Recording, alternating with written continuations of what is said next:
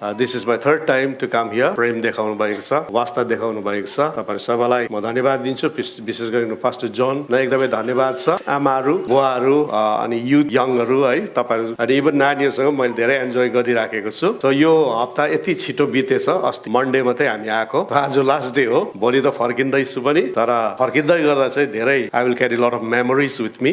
थुप्रै सम्झनाहरु म बोकेर यहाँबाट जाँदै छु। हामी फिजिकली टाढो रहे तापनि हामी एका दुसराको लागि प्रार्थना गर्न सक्छौं। Amen. We will be physically, away from each other. We can pray for each other. That's very important. So it's been 1 week here. So Monday I came and tomorrow I'm going to Tennessee, Nashville for another leadership training program. अझै मेरो थुप्रै छ प्रोग्रामहरु. I will go to Tennessee, then I will go to Akron, Akronदेखि Columbus, I will go to Lansing, Michigan, then from there I will go to Iowa, then Minnesota, then I will go to Colorado Springs, then Denver, then I will go to Seattle, then to Atlanta. At the end I will come to Harrisburg आएर and म 22nd of August मा चाहिँ न्यूयर्कबाट फर्किरहेको छु India. निकै heavy छ यहाँ चाहिँ, निकै मलाई सजिलो पनि भयो, अलिक रिल्याक्स टाइम भयो। अब चाहिँ हेभी छ मेरो शेड्युल। तपाईले प्रार्थनामा याद गरिदिनुहोस्, विशेष हेल्थको लागि। अहिले सब एकदम ठीक छ, प्रभुले हेल्थ चाहिँ राम्रो दिएको होस् भनेर। मैले अलिकति अंग्रेजी पनि बोल्नुपर्छ, नेपाली पनि बोल्नुपर्छ। एउटा सानो छोरी होटलको लबीमा खेलिराखेको थियो अरे क्या। A little girl was playing in the lobby, hotel's lobby. So one lady came, एउटा आमा आएर उलाई सोध्यो अरे, नानी तिमी के गर्दैछौ भनेर सोध्यो अरे क्या त्यो सानो छोरीलाई। What are you doing? That lady asked her and she said like my dad is transferred here. We sold our house, we sold everything. We are in the hotel, we'll be staying in this hotel for some time because we don't have a house भनेर क्या। त्यो नानीले के भनेछ भन्दा मेरो बाउको transfer भयो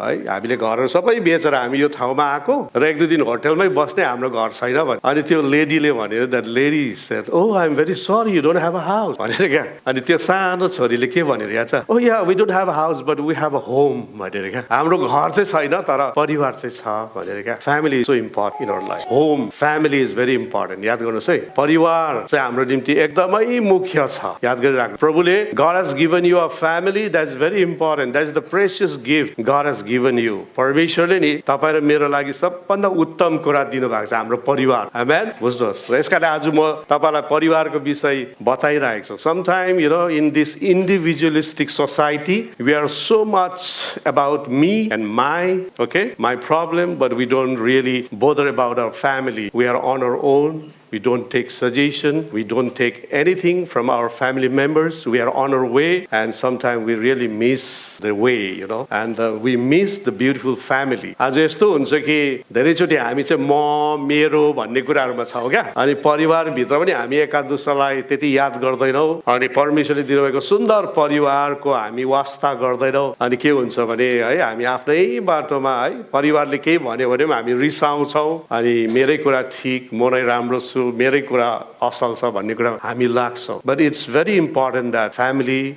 is so important for us. परिवार चाहिँ हाम्रो लागि एकदमै मुख्य छ। Okay?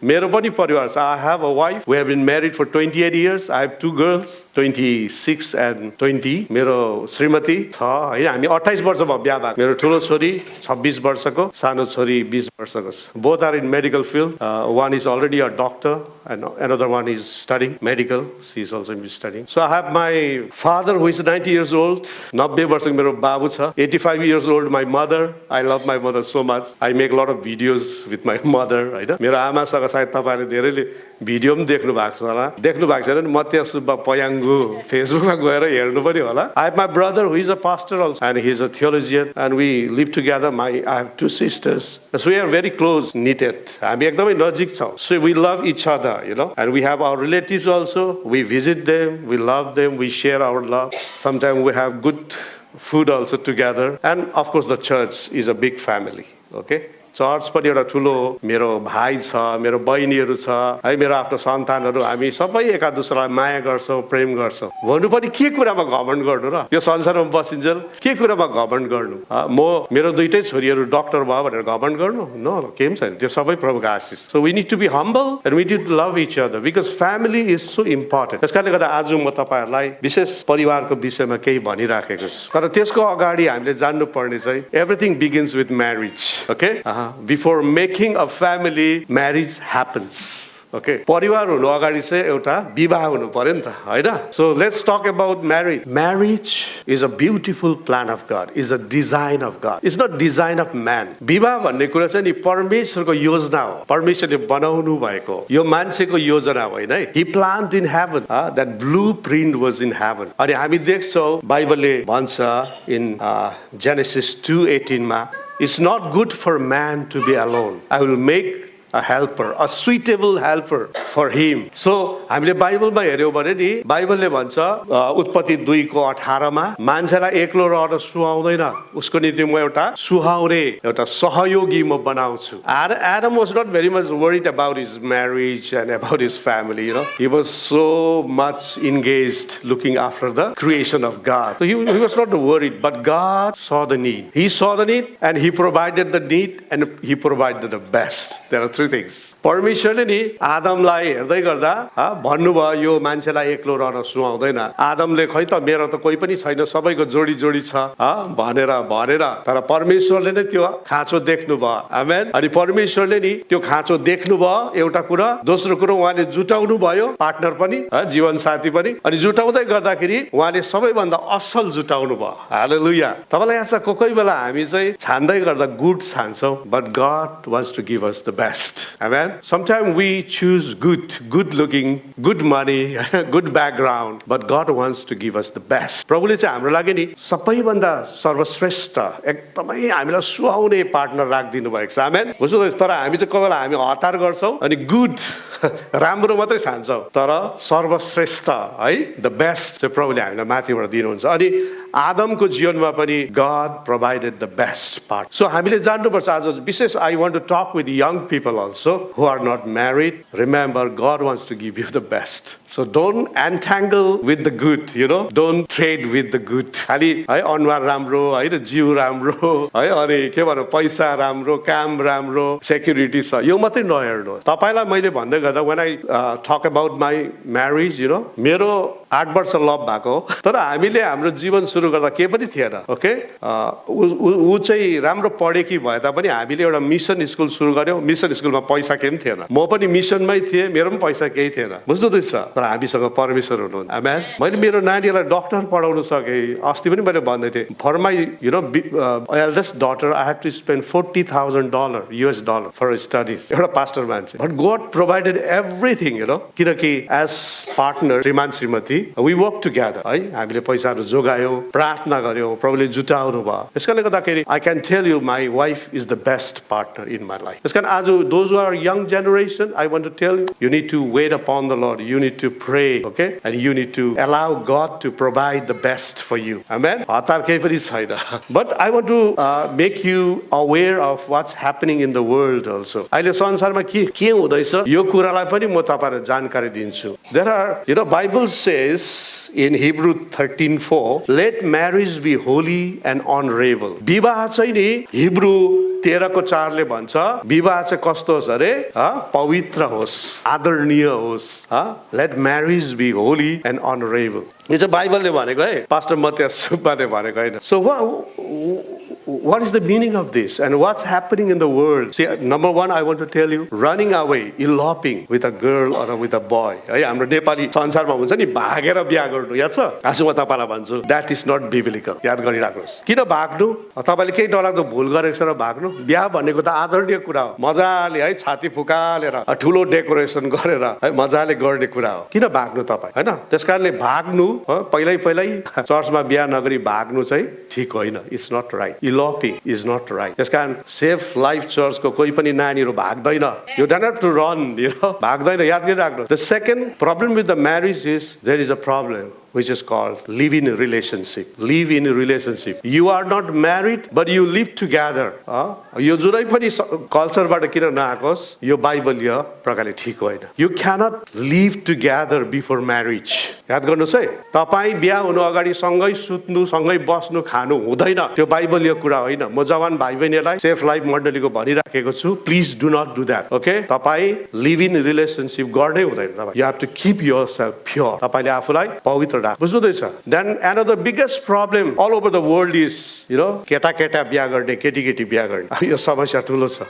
homosexuality, gay marriage, lesbian, केटी केटी बिहा गर्ने, केटा केटा बिहा। God did not create Adam for Adam. याद गर्नुहोस् है, परमेश्वरले नि आदमको लागि Adam बनाएन। He created Eve for Adam. That's the original plan of God. That's the original way of getting married. That's the way of the Bible. It's not my way, not human way. Human way is all distorted, सबै यो मान्छेले बनाएको कुराहरू चाहिँ एकदमै गडबड छ। तर परमेश्वरले बनाएको चाहिँ है आदमको निम्ति चाहिँ हावा बनाउनु भयो, एउटा पुरुषको लागि स्त्री बनाउनु भयो। सो आज म तपाईलाई young generation I want to tell you, you have to be very very careful. If you really under the fear of the Lord, you will not go astray in marriage. तपाईँ विवाहमा चाहिँ तपाईँ बिग्रेर जानुहुन्न, तपाईँ संसारको बाटो लिनुहुन्न। यसकारणले गर्दा तपाईलाई म छोटोमा बताउँछु, भन्दा अलङ्कार बुझ्नुपर्छ।